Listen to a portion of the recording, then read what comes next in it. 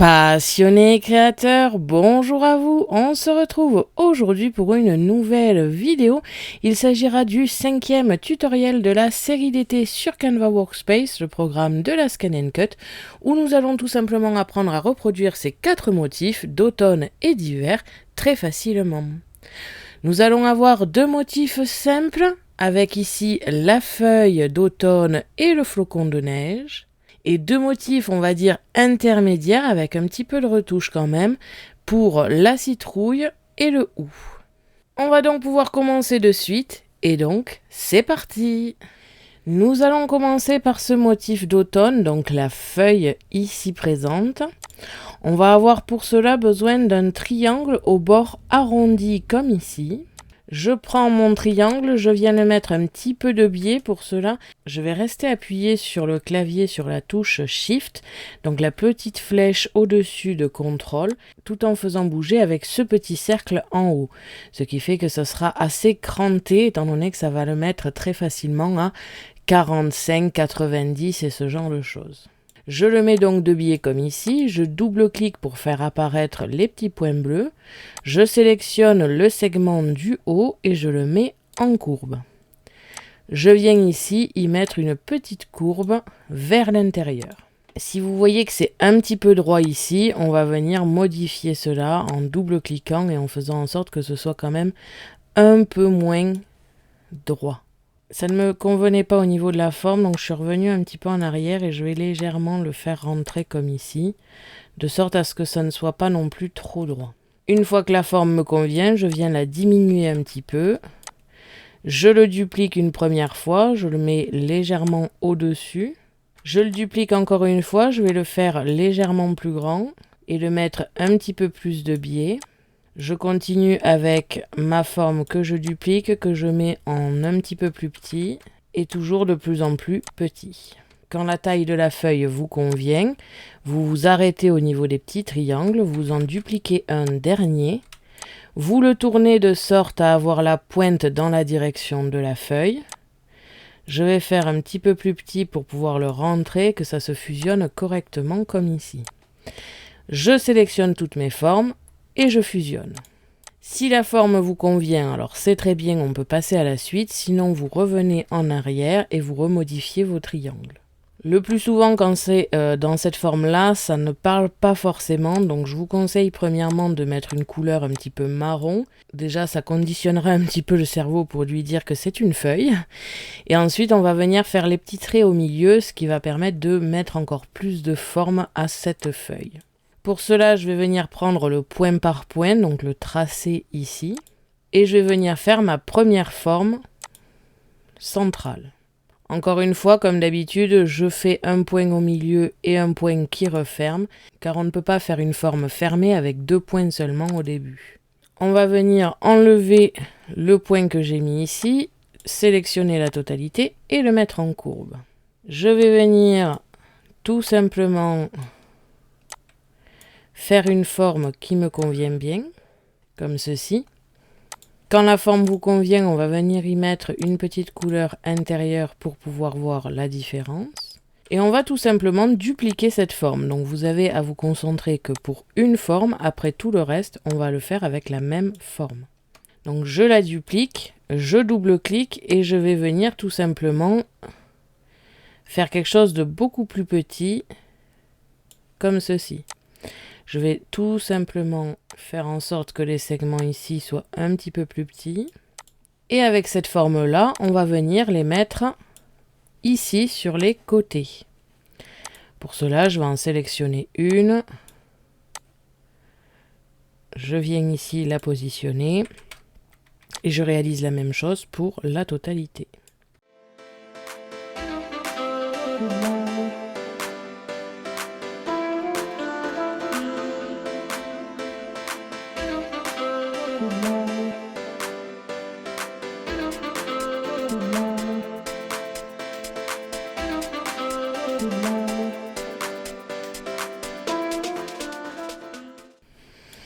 Quand toutes les formes sont positionnées et que cela vous plaît, on va venir toutes les sélectionner tout en désélectionnant la feuille derrière pour pas que ça se fusionne.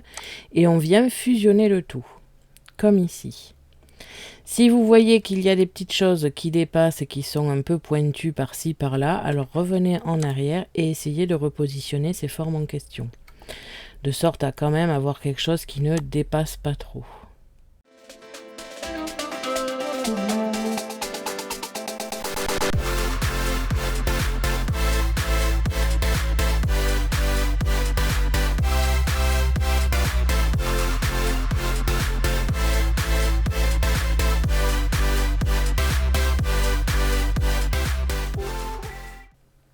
Comme ceci. Quand la forme vous convient, que vous avez votre forme extérieure de feuille et l'intérieur ici bien marqué, on va venir sélectionner le tout et grouper. Ça peut être découpé bien évidemment dans du papier, mais ça peut être très joli aussi sur un t-shirt avec plusieurs formes de feuilles différentes. Et nous avons donc terminé notre feuille d'automne, qui d'ailleurs après réflexion passe plutôt au niveau intermédiaire que facile, étant donné qu'il y a un petit peu de retouche des courbes tout simplement.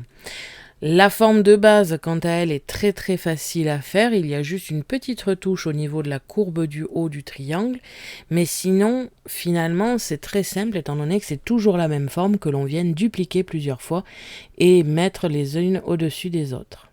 Nous passons maintenant à la citrouille. Pour cela, nous aurons besoin de plusieurs cercles, mais on va en faire un que l'on va dupliquer tout simplement.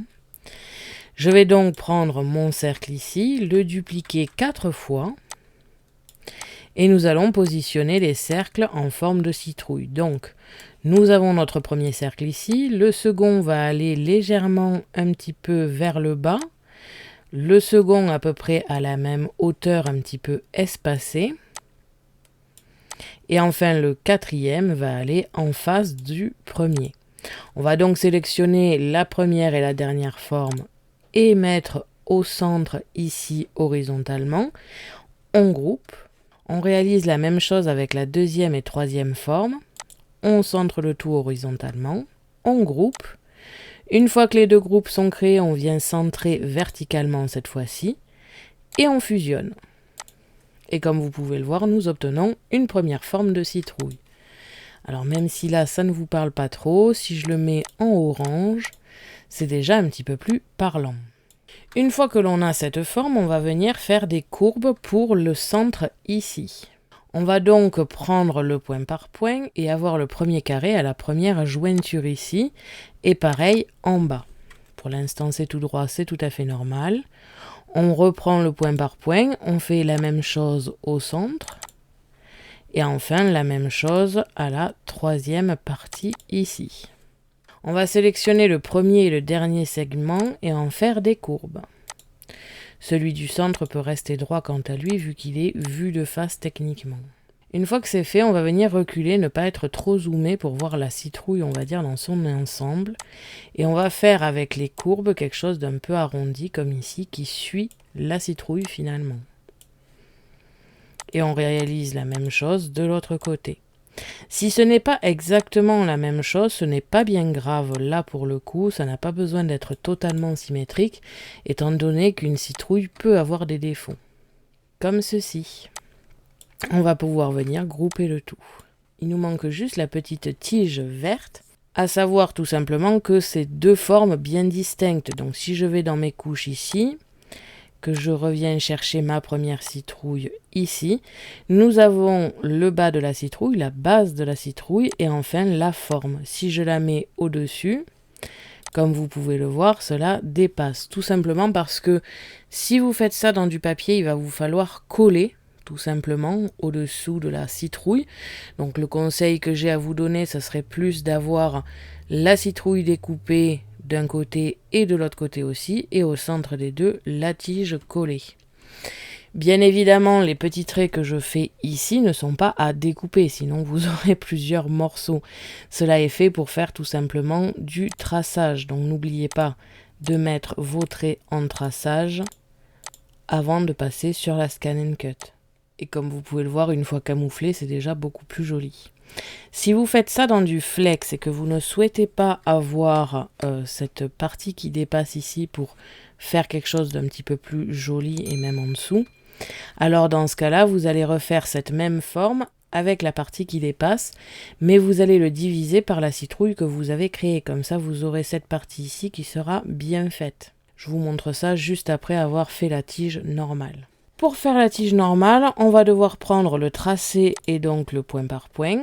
On va venir prendre le carré à la première jointure à gauche.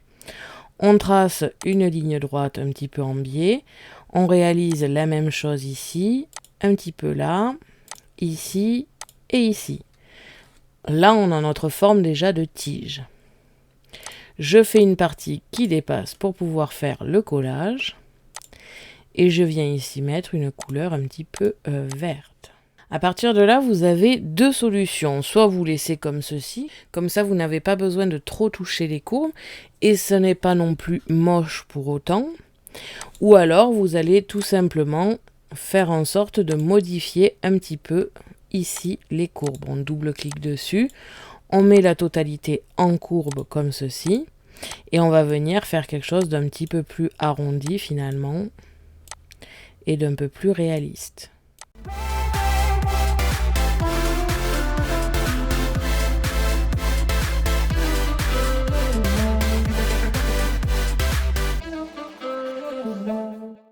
N'oubliez pas de temps en temps de mettre la forme en dessous de la citrouille pour voir ce que ça donne, pour avoir quelque chose qui soit joli. Et là, ça me plaît bien. Je vais donc pouvoir le grouper au reste de la citrouille, comme ceci. Et on a donc terminé notre petite citrouille très jolie. Je duplique ma forme pour vous montrer comment faire avec un flex si vous voulez que la partie verte s'arrête exactement là où la citrouille commence. Pour cela, on va tout simplement tout dégrouper et même les petites courbes ici. D'ailleurs, sur un flex, vous n'allez pas faire les courbes parce que vous ne pouvez pas tracer sur du flex. Donc vous allez les enlever et il va falloir trouver une solution pour faire quelque chose qui soit un petit peu ombré à ce niveau-là. Je ne vais pas rentrer dans ce détail ici parce que la vidéo n'était pas prévue comme ça, mais au moins vous montrer comment faire que la tige s'arrête à l'endroit où la citrouille commence. Pour cela, on va tout simplement dupliquer toutes nos formes, comme ceci. On va pouvoir supprimer ici notre tige, car elle ne sera pas utile. On va pouvoir supprimer toutes les courbes de cette citrouille en trop. Et on va tout simplement venir diviser l'un dans l'autre, comme ceci. Je peux supprimer ici toutes les formes sauf ma tige et remettre la couleur originale. Et comme vous pouvez le voir, nous avons notre tige qui a parfaitement la forme de notre citrouille. Nous continuons avec le flocon de neige qui pour le coup est vraiment très très simple. Nous allons avoir besoin d'un carré ou d'un rectangle ainsi que d'une flèche, donc pour être plus précis de cette flèche en bas à gauche. On va commencer par le carré, on va venir faire en sorte d'enlever, conserver le rapport d'aspect et de mettre une largeur à 5 mm. On prend notre flèche, on va venir la mettre à 90 degrés comme ici et faire en sorte qu'elle soit beaucoup plus fine. On va pouvoir venir la mettre sur notre tige ici, la dupliquer, l'inverser et la mettre en bas. On fait en sorte de ne sélectionner que nos deux flèches sans la barre centrale. On vient centrer le tout verticalement et le grouper. On sélectionne notre groupe plus la tige, on vient encore une fois centrer verticalement et cette fois-ci aussi horizontalement pour être vraiment bien centré. On fusionne le tout, on vient dupliquer cette forme ici et la mettre à 90 degrés. On la duplique encore et cette fois-ci on va venir la mettre à 45 degrés. On la duplique une dernière fois et on vient l'inverser horizontalement comme ceci. On va pouvoir sélectionner la totalité et centrer verticalement et horizontalement. Je ne vais pas fusionner pour l'instant, je vais la dupliquer. On va voir trois variantes avec les mêmes formes ici. Donc premièrement, on va pouvoir fusionner directement après avoir fait ces modifications. Nous aurons un flocon de neige comme ici assez classique. On va pouvoir faire en sorte que les tiges ici en diagonale soient légèrement plus petites que les tiges bien droites. On sélectionne le tout, on recentre verticalement et horizontalement et on fusionne. Et enfin, nous avons aussi la possibilité de faire une forme un petit peu différente. Pour cela, on va prendre un triangle. On va choisir une dimension ici. Ça me convient plutôt bien là.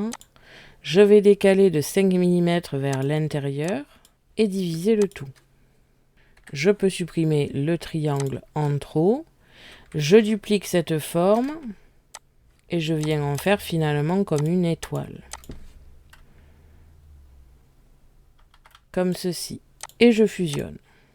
Une fois que l'on a notre étoile ici finalement, on va venir faire en sorte d'avoir un joli flocon. Pour cela, on va enlever la barre centrale ici et on va mettre un angle un petit peu plus marqué ici, donc par exemple 65 degrés. Je peux aussi supprimer l'autre barre que j'avais réalisée en diagonale, car je vais dupliquer celle-là et l'inverser horizontalement. Je vais venir faire en sorte de sélectionner le tout et de le centrer comme ceci. On peut maintenant faire en sorte de centrer la totalité et de fusionner. Et comme vous pouvez le voir, nous avons un flocon légèrement plus travaillé. Nous avons avec à peu près les mêmes formes, 3 flocons différents assez jolis. Pour terminer, nous allons réaliser ce OU. Pour cela, nous allons avoir besoin déjà d'un cercle pour faire les 3 petites boules. Et enfin, nous allons avoir besoin d'un rectangle ou d'un carré tout simple. On va venir le mettre comme ceci à 45 degrés. Ce n'est pas forcément bien important de le mettre à 45 degrés, mais par contre au départ, je vous conseille vraiment de le faire. Ça vous permettra de savoir que la pointe du haut ici et la pointe du bas ici sont vos hauts et votre bas de OU. Donc à partir de là, vous allez savoir qu'il vous manque un point ici et un autre point en face, comme ceci. Et on va légèrement faire quelque chose d'un petit peu comme un cristal finalement, comme ceci. Les deux côtés n'ont pas forcément besoin d'être symétriques. Encore une fois, dans la nature, tout n'est pas symétrique. On sélectionne la totalité de nos points et on vient les mettre en courbe. À partir de là, il va tout simplement falloir, comme ici, jouer un petit peu avec les courbes, de sorte à avoir une forme de OU. Une fois que c'est terminé, on vient y mettre une petite couleur verte, comme ceci. On duplique notre forme que l'on vient positionner en bas à droite. On réalise la même chose en bas à gauche, comme ceci. Et au centre, nous mettons nos boules rouges. Donc notre cercle, on vient le diminuer un peu et le dupliquer 3 fois. On sélectionne la totalité que l'on vient mettre en rouge, comme ceci. On peut faire des tailles de cercle un petit peu différents à chaque fois. On peut sélectionner la totalité, le grouper et diminuer, comme ceci, et on groupe. Et comme vous pouvez le voir, nous avons du OU très facilement avec 2 formes de Canva Workspace. Ça demande un petit peu de la retouche courbe, mais vraiment c'est très simple par rapport à ce qu'on pourrait imaginer de la forme en amont. Donc voilà, mes 4 motifs sont maintenant terminés comme vous avez pu le voir. Ce n'est pas très compliqué à faire, il y a toujours un petit peu des retouches à faire au niveau des courbes, à part pour les flocons que c'est assez droit. Mais ce n'est pas très compliqué pour autant. Il y a quelques petites retouches, par exemple au niveau des feuilles, il faut légèrement un petit peu arrondir le haut des triangles. Faire cette forme n'est pas facile non plus, ça demande un peu d'expérience, mais vous allez voir qu'en fait c'est pas si compliqué que ça. Au niveau de la citrouille ici, le plus complexe finalement c'est la tige et elle peut être facultative selon les motifs que vous souhaitez faire. Les flocons par contre sont très très simples à faire. Et enfin le OU finalement n'est pas compliqué car ça ne demande pas à être parfaitement symétrique. Et comme vous pouvez le voir ici, j'ai une très jolie forme de OU alors que ça ne ressemble pas du tout. La droite et la gauche ne sont pas totalement symétriques. Un bon exercice à faire, c'est de regarder des dessins sur internet par exemple. Alors des dessins très simples, ne partez pas dans du dessin très complexe, mais avec des dessins simples, essayez de vous entraîner de voir finalement tous ces dessins avec des formes rondes, carrées, triangulaires, des formes que l'on retrouve facilement dans Canva Workspace. Et vous allez voir que ça va être très marrant de décortiquer un petit peu les motifs parce que vous allez vous rendre compte qu'avec des formes classiques de Canva Workspace, on peut facilement refaire faire un dessin. C'est exactement le cas par exemple pour la citrouille qui de base on ne dirait pas que c'est 4 carrés les uns à côté des autres. Et pourtant, une fois ici fusionné, ça donne exactement ça. C'est très complexe à faire comme exercice, mais ça peut vous ouvrir pas mal de portes pour pouvoir faire vos propres motifs sur Canva. Donc voilà, ce 5e tutoriel est terminé et j'espère qu'il vous aura plu. Merci à tous d'avoir regardé ma vidéo, n'hésitez pas à me poser des questions ainsi qu'à me dire en commentaire ce que vous avez pensé de ces motifs. Je vous invite à me suivre sur mon blog ainsi que mes réseaux sociaux que vous pouvez retrouver dans la description de la vidéo. À la prochaine pour de nouvelles créations.